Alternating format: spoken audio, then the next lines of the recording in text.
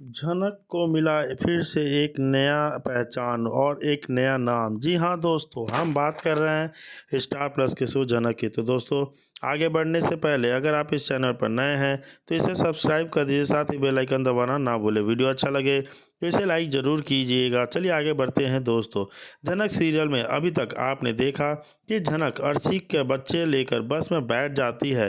झनक के बगल में ही एक आदमी होता है जो झनक को परेशान देखकर पूछता है, तुम्हें क्या हुआ है? तभी बस का आदमी टिकट मांगने के लिए झनक के पास टिकट नहीं होता।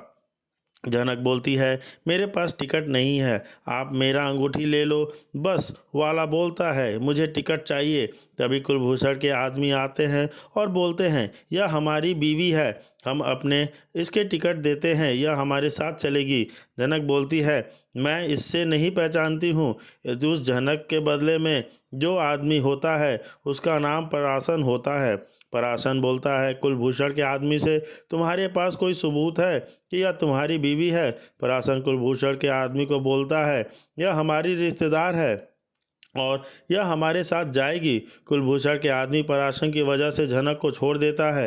पराशर बोलता है, तुम घबराओ मत, मैं तुम्हारे साथ हूँ, मैं तुम्हें और तुम्हारे बच्चे को कुछ नहीं होने दूंगा। अब दूसरी तरफ अर्शी अपने घर आती है और सृष्टि और विनायक को सारी बातें बता देती है। विनायक गुस्सा होता है और बोलता है, मैंने बोला था अर्शी, तुम डाइवोर्स लेने के बाद कुछ करना। अब सिड ने तुम्हें धोखा दिया तो अब तुम्हें पता चला रहा होगा कि सृष्टि बोलती है, अर्शी कोई बात नहीं, तुम्हें अनिरुद्ध के घर लेकर जाऊंगी। अभी तक तुम्हारा और अनिरुद्ध का डाइवोर्स नहीं हुआ है, अब भी तुम अनिरुद्ध की पत्नी हो। विनायक गुस्से में आकर अर्शी से बोलता है, अब से तुम्हारा डैड तुम्हारे लिए मर चुका है। अब झनक शिवलिंग पहुंच जाती है, लेकिन कुलभूषण के आदमी झनक के पीछा कर नहीं छोड़ते। पराशर अपने आदमी को बुलाता है, जिसे देखकर कुलभूषण के आदमी वहां से चले जाते हैं।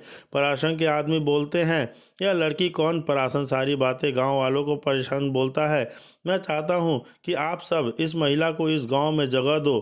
गांव वाले झनक को गांव में रखने के लिए तैयार हो जाते हैं। पराशर बोलता है, आप चाहो तो आपके घर भिजवा सकते हैं। झनक बोलती है, मैं इस गांव में रहना चाहती हूं, लेकिन अगर आपने हमें धोखा दिया तो आपको नहीं जाने देंगे।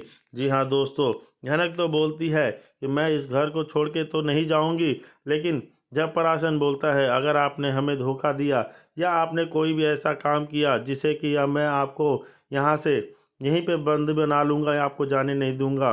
वहीं दूसरी तरफ अर्शी के पिता विनायक अर्शी को बोल देते हैं कि अब तुम्हारा मेरा कोई रिश्ता नहीं है, अब तुमको जो भी कुछ कहना है तुम अपनी माँ सृष्टि से बोलना। मैं तुम्हारे लिए मर चुका हूँ, तुम्हारा डैड तुम्हारे लिए मर चुका है, आज से हमारा तुम्हारा कोई रिश्ता नहीं है। अब तुमको जो भी कुछ कहना है तुम अपनी मॉम सृष्टि से कहोगी। वो सृष्टि बोलती है, हाँ मैं अभी जिंदा हूँ, अनिरुद्ध का तुम्हारे साथ अभी डाइवोर्स नहीं हुआ है, मैं तुमको वहाँ पे लेकर चलूँगी। देख रहे हैं कि पुलिस झनक को बोलता आ रहे हैं, अनिरुद्ध से आप बिना डाइवोर्स की शादी नहीं कर सकते। अब झनक खुद से बोलती है, इससे ज़्यादा मैं बर्दाश्त नहीं कर सकती। अब बस हुआ, मेरी और सर जी की शादी नहीं होगी। मैं सर जी को हमेशा के लिए छोड़कर चली जाऊंगी और ऐसी जगह जाऊंगी जहां से सर जी मुझे ढूंढ नहीं पाएंगे। अभी सभी अर्शी और पुलिस से बात ही कर रहे होते हैं तो कभी झनक अपना बैग लेकर वहां से चली जाती है। झनक स्टेशन पर जाती है, जहां उससे वही औरत दिखती है जिसने अर्शी का बच्चा हॉस्पिटल से लिया होता है। झनक उस औरत को पकड़ लेती है और बोलती है, तुम यहाँ क्या कर रही हो? तुम्हें पहचान चुकी हूँ और तुम्हारे सच का मालूम है मुझे। औरत बोलती है, कैसा सच? झनक बोलती है, इस बच्चे का सच। औरत झनक के सारी बातें बता देती है कि उसका पति उसे घर से निकाल दिया, उसे समझ नहीं आ रहा है कि वो इस बच्चे को कैसे पाले। अब दूसरी तरफ ऑन ऑन को कर देखते हैं कि अर्शी सिड को कॉल लगाती है। सिड अर्शी का कॉल नहीं उठाता है, वो किसी और लड़की के साथ कहीं और जा रहा होता है। अर्शी सोचती है कि वह सीधे सिड के घर पर ही चले जाए। अर्शी सिड के घर पर पहुंचती है तो उसका घर बंद होता है। वो नौकर को बोलती है दरवाज़ा खोलने के लिए। नौकर दरवाज़ा तो खोल देता है, लेकिन अर्शी को घर के अंदर आने नहीं देता है। अर्शी गुस्सा हो जाती है और बोलती है, रामलाल, मैं क्या कह रहे हो, मुझे घर के अंदर जाने दो। रामलाल बोलता है, मालिक ने बोला है किसी को घर के अंदर नहीं जाने देने के लिए। अर्शी बोलती है, मुझे सीट से मिलना है, मुझे जाने से। रामलाल बोलता है, मालिक तो कुछ देर पहले ही जा चुके हैं सारा सामान लेकर, इसलिए आप यहाँ से जाइए। रामलाल बोलता है, ठीक है, साहब ने आपके लिए कार्य पैक करवा दिया है, आप अपना सामान लेकर यहाँ से जा सकती हैं। जो भी सामान लाया है वही, और कोई भी सामान नहीं लेना। अर्शी रोने लगती है और रामलाल से बोलती है, तुम झूठ बोल रहे हो, सिड ऐसा कुछ नहीं कर सकता है। रामलाल बोलता है, आप उन्हीं से पूछ लीजिए, ज़्यादा दूर नहीं गए होंगे, एयरपोर्ट पर ही होंगे। अर्शी एयरपोर्ट के लिए निकल जाती है। जी हाँ दोस्तों, वहीं दूसरी तरफ अजीब सी शांति महसूस हुई। यह जगह अनिरुद्ध के बड़े और शानदार लेकिन खाली घर से बिल्कुल अलग थी, जहाँ सादगी भी थी और अपनापन भी था, और सबसे बढ़कर सिद्धार्थ का प्यार भरा स्वागत था। सिद्धार्थ ने उसे देखते ही अपनी बाहों में कसकर भर लिया। उसकी आंखों में खुशी साफ दिखाई दे रही थी। अर्शी, तुम क्या सच में आ गई हो? सिद्धार्थ ने हैरानी से पूछा। हाँ सिद्धार्थ, अर्शी मैं उसकी बाहों में और कसते हुए कहा, मैं नर्क से निकलकर हमेशा के लिए आ गई हूँ और मैं अब तुम्हारे साथ ही ज़िंदगी बसाना चाहती हूँ। सिद्धार्थ ने उसके चेहरे अपने हाथों से लिया और उसके आंखों में गहराई से देखा, और मैं भी यही चाहता हूँ। अर्शी, तुम जानती हो मैं तुम्हें कितना प्यार करता हूँ। अर्शी की आंखों से आंसू बहने लगे। यह खुशी के आंसू थे और अनिरुद्ध को यह बहुत जल्द तकलीफ दे रही थी। जब यह सब खत्म हो जाएगा तो हम शादी कर लेंगे। सिद्धार्थ का चेहरा अचानक थोड़ा उदास हो गया और अर्शी तभी नहीं चाहती कि अर्शी हैरानी से रह गई। क्यों नहीं सिद्धार्थ, क्या हो गया? देखो, मेरे घर वाले को तुम्हारे बारे में सब कुछ पता है, उन्हें कुछ भी मालूम नहीं है। तुम्हारी शादी हो चुकी है, अगर हम अभी शादी करते हैं तो वह तुम्हें कभी भी अपनाएंगे नहीं। अर्शी का दिल डूबने लगा, उसकी उम्मीदें फिर से टूटने वाली थी। सिद्धार्थ ने उसका हाथ पकड़ा और उसे समझाया, मैं चाहता हूं कि पहले मैं अपने पिताजी का कारोबार अच्छे से जमा लूं और ऑफिस में काम करना शुरू कर दूं। जब मैं आर्थिक रूप में मजबूत हो जाऊंगा, आर्थिक रूप से मजबूत हो जाऊंगा, मेरे पास पैसे हो जाएंगे, तब मैं तुमसे शादी करने के लिए तैयार हो जाऊंगा। मैं अभी शादी कर ली तो मुझे उनकी कोई भी संपत्ति नहीं मिलेगी। क्या तुम सच में यह चाहती हो? अर्शी का मन दुविधा में पड़ गया। वह सिद्धार्थ का नुकसान नहीं चाहती थी, लेकिन उसे यह भी डर था कि कब तक चलेगा। पर तुम मुझे यहाँ तो बता सकते हो ना कि यह घर सब तक ठीक है? सिद्धार्थ ने गहरी सांस ली, इसमें थोड़ा समय लगेगा अर्शी, लेकिन तुम्हें अभी अनिरुद्ध से तलाक नहीं लेना चाहिए था। क्या? अर्शी लगभग चिल्ला पड़ी। क्यों नहीं, मैं अब उस आदमी के साथ एक पल भी नहीं रहना चाहती थी।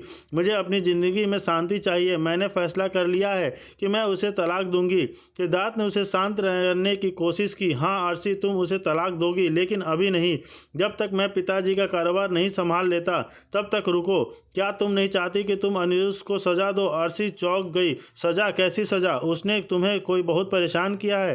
अर्शी, कितने सालों तक मुझे एक झूठे रिश्ते में रखा, अब वह तुम्हें छोड़कर किसी और लड़की के साथ शादी करने जा रहा है। क्या तुम उसे इतनी आसानी से जाने दोगी? सिद्धार्थ की आंखों में एक अजीब सी चमक थी। अर्शी सोचने लगी, अनिरुद्ध ने सच में उसे बहुत दुख दिया था। उसका प्यार कभी भी सच्चा नहीं था और अब झनक नाम भी किसी लड़की के शादी करने जा रहा था, जबकि अर्शी अभी भी उसकी पत्नी थी। बदले की आग धीरे धीरे उसके दिल में सुलझने लगी। तुम क्या चाहते हो सिद्धार्थ? अर्शी ने पूछा। मैं चाहता हूं कि तुम अनिरुद्ध को तलाक देने के लिए हाँ कह दो, कागजों पर दस्तखत भी कर दे लेना, लेकिन जब तुम्हें तलाक की तारीख मिले तो तुम मना कर देना। अनिरुद्ध से कहना कि तुम्हें तलाक नहीं चाहिए। जिस दिन अनिरुद्ध शादी कर रहा होगा और अगर तब तक रहना कारोबार ठीक हो जाता है तो मैं तुम्हें शादी कर लूँगा। अर्शी ने सिद्धार्थ की आंखों में देखा। उसकी बातों में एक अजीब सी योजना छिपी हुई थी, लेकिन उस समय उसे और कुछ नहीं सूझ रहा था, सिर्फ अनिरुद्ध को सबक सिखाना चाहती थी। ठीक है सिद्धार्थ, अर्शी ने कहा, तुम जैसा कहोगे मैं वैसा ही करूंगी। सिद्धार्थ ने राहत की सांस ली और उसे गले लगा लिया। अर्शी को उसकी बाहों में थोड़ी सुरक्षा महसूस हुई, लेकिन कहीं न कहीं उसके मन में भी एक अनजाना सा डर भी पल रहा था।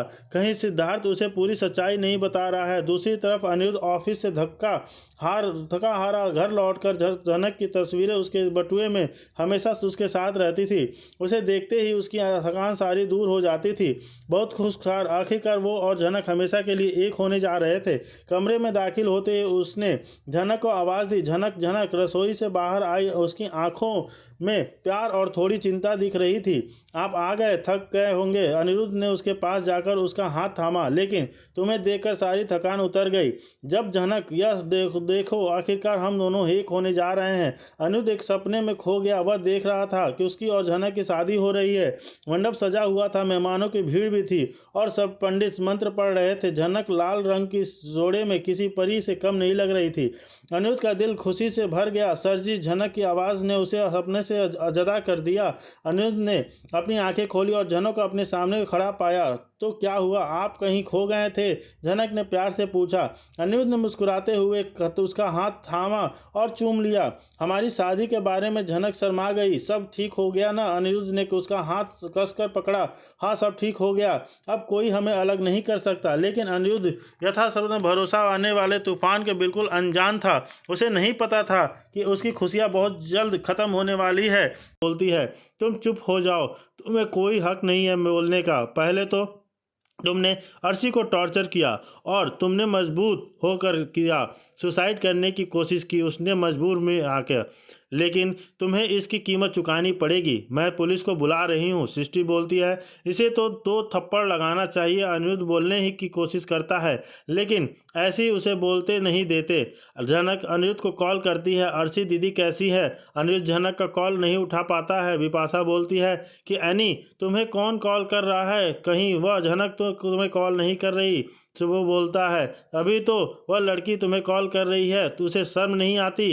तभी वहीं पर सिद्धार्थ आ जाता है। सिद्धार्थ सृष्टि से पूछता है कि अर्शी कहाँ है? सिद्धार्थ बोलता है, अर्शी को ऐसी हॉस्पिटल में क्यों लाया?